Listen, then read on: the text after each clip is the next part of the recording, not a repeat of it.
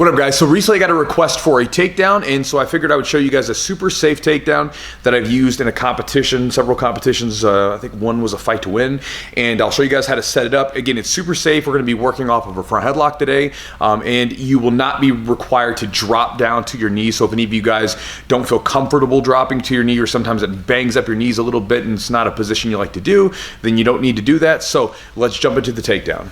All right, guys, so we're gonna be starting here, getting a hold of a front headlock. So one of the things, like right now we're doing takedowns with my guys back here at the gym, and one of the things I noticed is that when they were working their front headlocks, when they're grabbing the person, they're grabbing on their neck here, trying to yank them down. You don't wanna grab from the neck. We can hold here on the neck, that's perfectly fine, but when we go for the snap down, it's gonna be down here on the top of the head, and you can just think about it. We get the most leverage the furthest away from the body, right? So like if he was standing here, if I was gonna pull his arm down, if I get here closer to the body, it's difficult. The further away from the body I get, the easier it is. Same thing here, if I'm really close on his neck, it's very close to the core, right? So if I start pulling here, it's not gonna work, but if I start snapping this down from up here towards the top of the head, that's a different grip. Much more powerful for us, better leverage for us. Now, when we go for the front headlock, all we've got to do is get that head just about around our shoulder, because then we can go right over top and put the position in. Now, I'm aiming to put my front delt right here in the back of his neck, and then this hand, I typically will go for a chin strap grip, or I'm getting this anaconda style grip. Why am I doing that? Well, this is jiu-jitsu, it's not wrestling, right? So I want to have good control of the person, but in this position, I would like them also to be threatened by a choke. So by having this chin strap grip here, I can always transition this to a guillotine. He knows this. And then at the same time, if I'm in this position, I still have great control to yank him down and get the takedown, but there's also this threat of an anaconda choke there. So I like having both of those. I like using both of those depending on the situation, whichever one feels best for me. And so you want to keep that in mind. As you're working from this front headlock, you're in a great position to play guillotines and stuff as well. Now here's the way this is going to work. We're in position here. I've got my person down.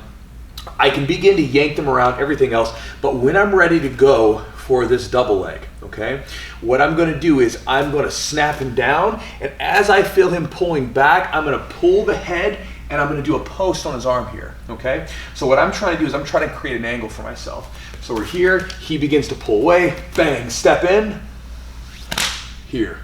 And now at this point, we can just run and chop those legs out. We're here in our tie-up here, I get a push, snap down, pull right into the front headlock, right?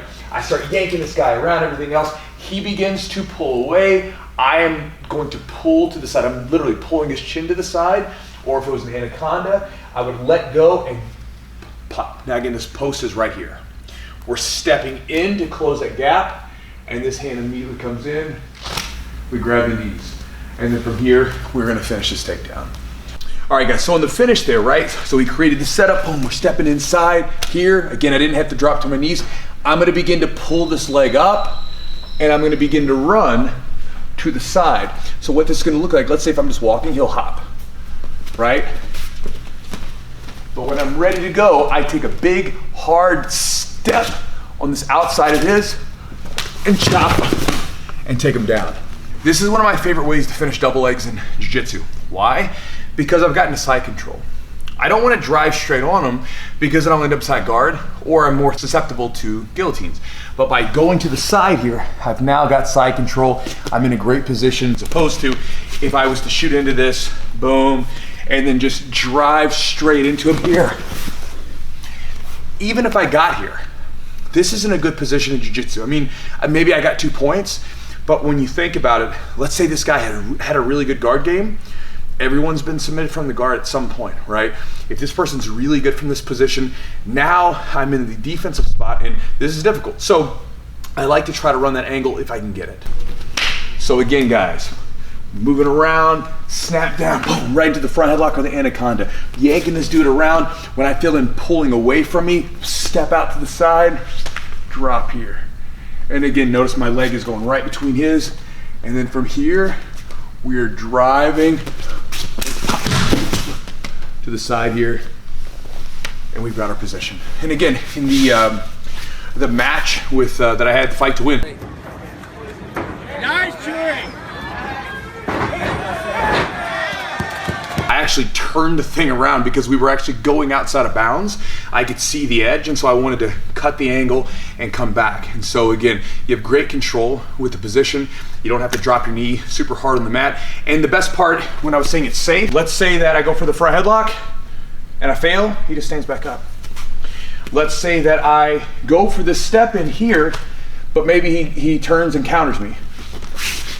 For the most part, we're just gonna be back to neutral positions, opposed to if I have to, and again, this is perfectly fine, it's good wrestling, but if I was to like drop a level here, and then he sprawls on me, that's a different thing, right? You have to be much more confident in your takedowns to start dropping those levels. So if you're kind of working maybe from a front headlock and you want to try some of the other stuff that's a little bit safer before you work down to the level, down to a lower level, then give that a try. Hope that helps. Talk to you guys next time.